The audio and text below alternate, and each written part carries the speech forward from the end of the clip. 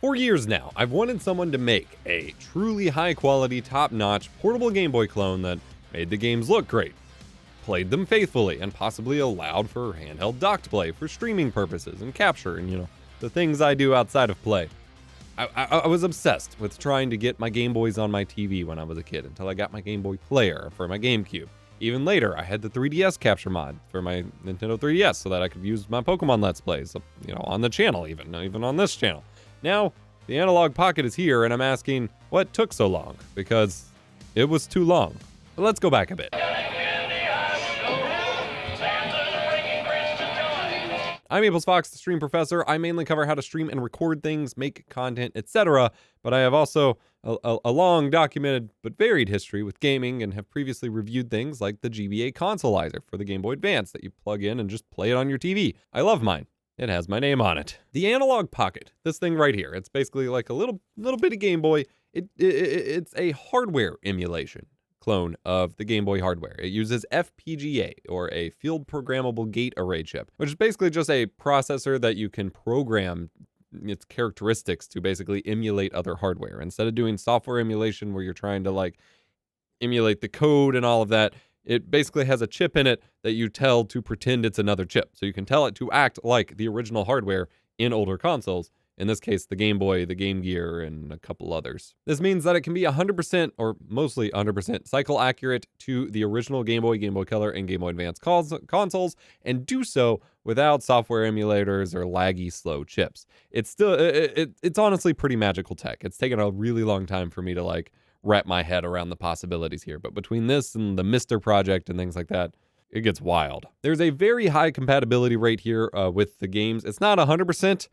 There's still some bugs floating around, although they're being tackled over time, but everything in my super limited library plays fine. I couldn't swing the moolah for the Analogue Pocket on its delayed release, but I did luck into a friend letting me borrow theirs for a few weeks, which is now turned into a couple months. I'm really sorry. I'm mailing it back now. That may have seemed like an irrelevant detail that I should just save for my DMs to the person I borrowed it from, but it sets the basis for how I feel about the entire console as we talk about this. When you play the Analogue Pocket, it's really gosh dang cool. It's got a 3.5-inch 1600 by 1440 LCD display, higher res than your average computer user's screen, with a massive pixel density. This means you get a crisp, clean 10x upscale of the original Game Boy's screen size. 10x. It's got amazing colors, gets super bright so you don't have to keep a flashlight on it or keep the light on in the car at night, how we did back in the day. And it plays all generations of Game Boys. Game Boy, Game Boy Pocket, Game Boy Color, Game Boy Advance, Game Boy Advance SP. It can emulate all of that. Plus, it can play Sega Game Gear, Neo Geo Pocket, and Atari Lynx games with separate adapters. I've got the Game Gear adapter here as well. And basically, this just acts like a Game Boy cartridge. So you take out the game you were playing, you put this chonker in, which of course adds to the height in the back of it, and then you take a Game Gear game and slot it in. And now this is looking like 90s tech with the translucent plastic and the extra bumps sticking off the back. I will say though, for the two Game Gear games I had readily available, I have more in a tote somewhere I can maybe test before I finish recording this video. But when I hit play game, just nothing happens. I can resume and quit the game, but when it thinks it's playing the game, I just get a black screen. I tried cleaning the contacts with alcohol. I don't know. Similarly, I've also had issues with a lot of my Game Boy games, the original Game Boy games that I play. These are even ones that I've already cleaned when I was doing my whole coverage of the GB operator and backing up your save games. A lot of my original Game Boy games just give me an error screen. And as far as I can tell, some of these are in very top tier shape and very clean. I don't know. I've had zero issues. Well, I was about to say that. A Game Boy Color game's now giving me an error. What in the world? This was not a planned part of the video. I was literally just playing this game without issue. What is happening? Now even my Game Boy Color game's not loading. And this one I've rebatteried. It was what I've played for most of my time with this console. Let me just give it a hard reset here. This was not in my script. There we go. Now it's working. All right, let me try Game Gear again real quick. Still nothing from the Game Gear. Yeah, even rebooting the console with the Game Gear adapter in, I'm still not getting anything. I'm gonna assume it's the carts because I don't really, I don't really play these, but what a weird experience. Hopefully I cut that up to not be too obnoxious to watch. I don't know. I don't have a whole lot of Game Gear stuff. My original one is from a family member that I'm leaving in place because it's not in great shape. I cannot say enough good things about this screen. Like, it's just so impressive to look at and breathe so much new life into these older games. And in fact, you're not even seeing it very great. Obviously I'm going to have B-roll, but we are cranking up. All right, there. 100% brightness. Look at that. I think that's even clipping in my camera. Insane. It looks fake. Like, this isn't tracked. It looks fake. It's so good. It's so good. It breathes so much new life into these old games. I was originally nervous about using such a small screen again, as I found even the 3DS XL screens to give me eye stream sometimes. But this is rock solid. Like, this looks really freaking good. And you can set it up to even emulate a variety of old Game Boy style screens if you want a little bit more authenticity. On a plus, on top of how bright it gets if you're out in the daylight or in your car or whatever, you can dim it down super dark so that you can play it in bed comfortably and not disturb your partner. Yeah, adult priorities. Physically, the console is built like the Game Boy Pocket. Obviously, Pocket's even in the name. Which was probably my least favorite form factor of Game Boy. It's both awkwardly chunky and awkwardly too thin. The GBA bumpers on the back are really awkward when you try to rest your fingers somewhere to hold it, and at this point, holding something phone-sized without being able to one-hand it properly most of the time, it just feels wrong. Like, at first it's okay, but over time, the weight on my pinkies and stuff gets weird. I want a grip for this, I guess. I don't know. I had the original DMG, Game Boy Color, Advance, and SP, and I kind of wished it was more like the SP if it's going to have, some of these things. I know a lot of people find it comfortable and fine to use, so I won't harp on it too much, but physical comfort is literally everything with a handheld device, and I found my hands getting tired of this relatively quickly. It's a personal preference, though. Battery life with the Pocket is very impressive. The Pocket rocks a rechargeable 4,300 milliamp hour battery that charges over USB Type-C with casual on and off, for 30 minutes to an hour at a time play. It lasted me days and days without issue, and it holds its charge when it's not in use for a very long time, which is something even modern devices really struggle with. So that was really nice. I was overjoyed at this, especially growing up, burning through AA's like mad playing Pokemon. Beyond the original gaming functionality, Analogue actually made some MIDI cables and software to use the Pocket as a synthesizer and sequencer if you get into synth stuff, which is really freaking cool. That way you can be like, look, mom, no computer, but without all the work. I did not have these available for testing. I specifically didn't request them when I was borrowing them because I wasn't super into synth at the time. But now that I'm down that rabbit hole, I might end up grabbing one of these just for that purpose. Then, of course, there's the dock to, set it up, play it on your TV, stream it, whatever. The dock is super simple. It reminds me of old iPod docks. USB-C ports sticking up that you just set the Pocket on, USB-C for power, HDMI for video, and 2 USB ports for controllers. Honestly, the Pocket does not feel super secure sitting on that port, and I'd worry about something hitting it or you just jerking it too hard and ripping the port out. But hey, okay. The dock is also very picky about power. I spent a long time trying to figure out why I couldn't get it to work, even though it let me update the firmware on it. But that's because I plugged it into a standard 2.1 amp charger, and even a 1 amp charger won't even power it. But swapping to the official power brick, which apparently delivers 3 amps instead of 2 or 2.1, everything works fine. Though sometimes when the system falls asleep while it's in the dock, I can't get it to output a video signal again through the dock, even when waking it back up in handheld mode and putting it back on the dock. The dock has been a pretty frustrating experience when it comes to everything except the gaming and video output, which is, I guess, what it needs to get right, but it should be so simple, and it's weirdly not. Controller support on the dock is abysmal. I made the mistake of trying controllers before looking it up, remembering that launch reviews talked about how great the 8-bit DOE controllers worked, but I assumed others would as well. Nope. The dock supports 5 total controllers, and I don't mean 5 players at once. I just mean 5 possible controllers in the world you can use with this thing. 3 very specific 8-bit DOE ones, the PS4 controller, and the Switch Pro controller. That is it. Absolutely wild. Not even the wired Xbox 360 controller is supported. And it works on everything. I tried controllers from Retrobit and Retro Fighters. nada. Somehow, some of them showed up as connected, but they didn't actually do anything. My only 8-bit DOE that I own is the SN30, which again, works kind of with everything. It connects to it and paired to it and seemed to work okay. It even detected as a controller connected, but button presses didn't work properly. It just started walking in all sorts of directions and doing some weird stuff. This is bad.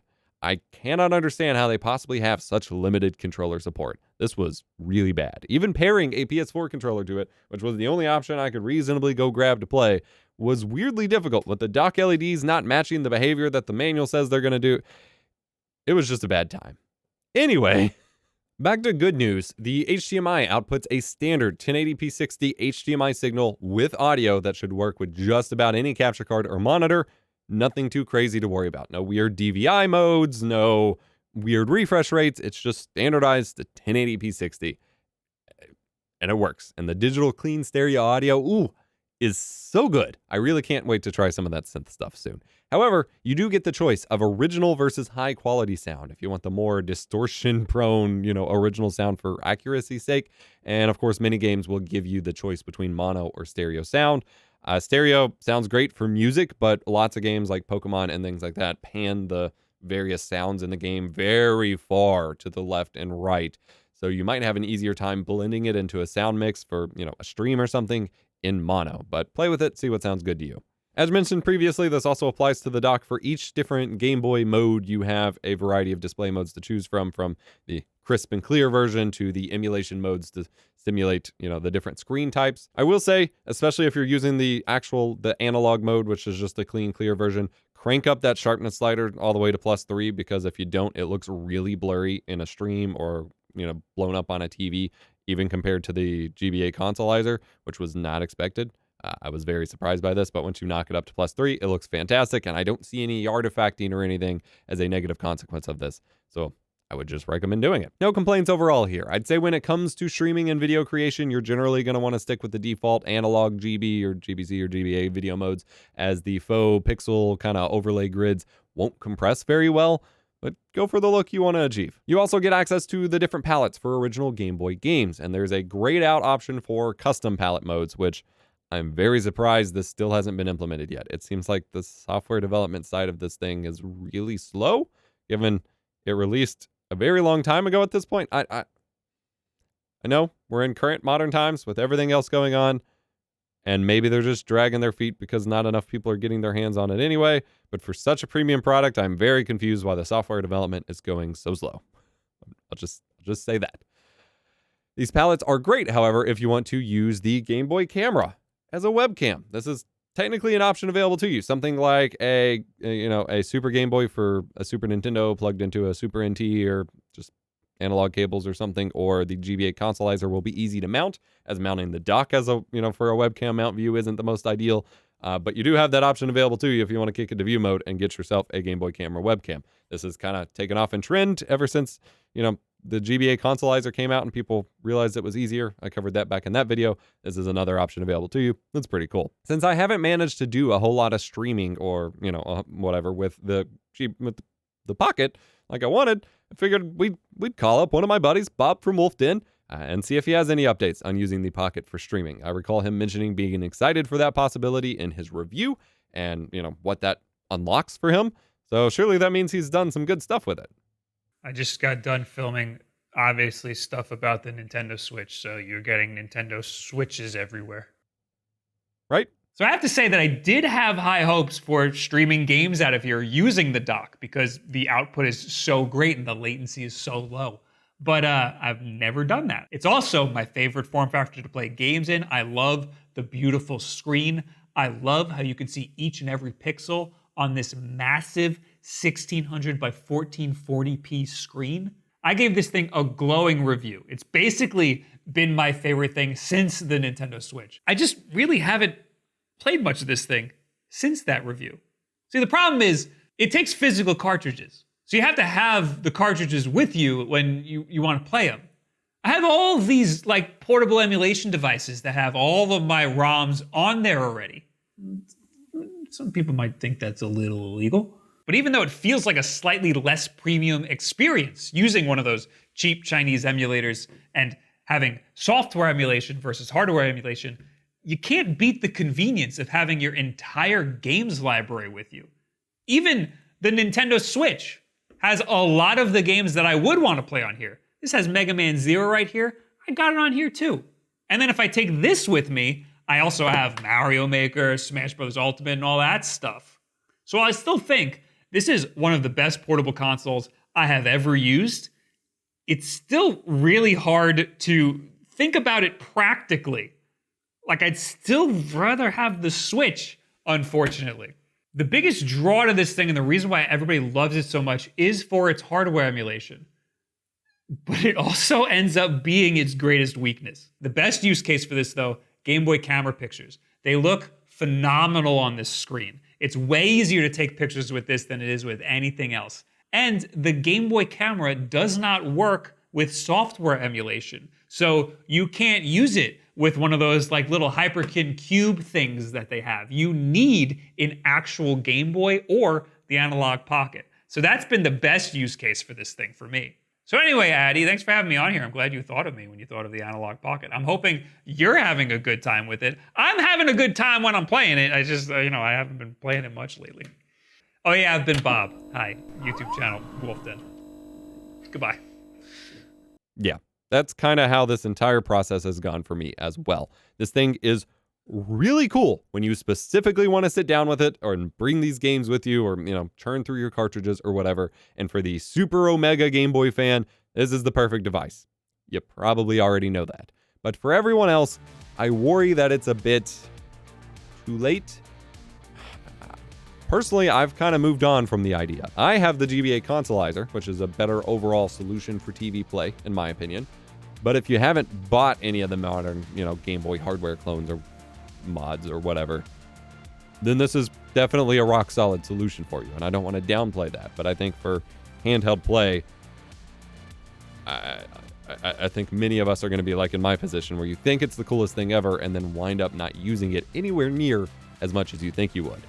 When I had the budget that I could have used for the Analogue Pocket and I was considering it, I instead went for a Switch OLED because for what I want to play and how I want to play it, it just makes more sense. Loading up games on, internal memory or the tiny little carts that go in my little handheld bag, which I don't even play that many games at a time. Usually it's just whatever Pokemon I'm playing and take it with me. The bigger screen, the nicer controls, my Satisfy grip, which makes it a lot easier to hold than this thing. I don't know. Maybe the Pocket makes more sense for you. That's why it's up to you to choose. I certainly want to play with it more, to play with the synth tools and the GB Studio integration more in the future, however. So I'll probably end up getting one long term, just not right now. Thankfully, streaming from the Analogue Pocket is easier than most homebrew consoles, and you'd be ready to rock and share your childhood nostalgia with the world. If you want to keep your cartridges safe and, back up your saves and restore them and all that without spending a fortune, check out this video right here, as it was a gem, and I highly recommend it. Otherwise, remember, be kind, rewind.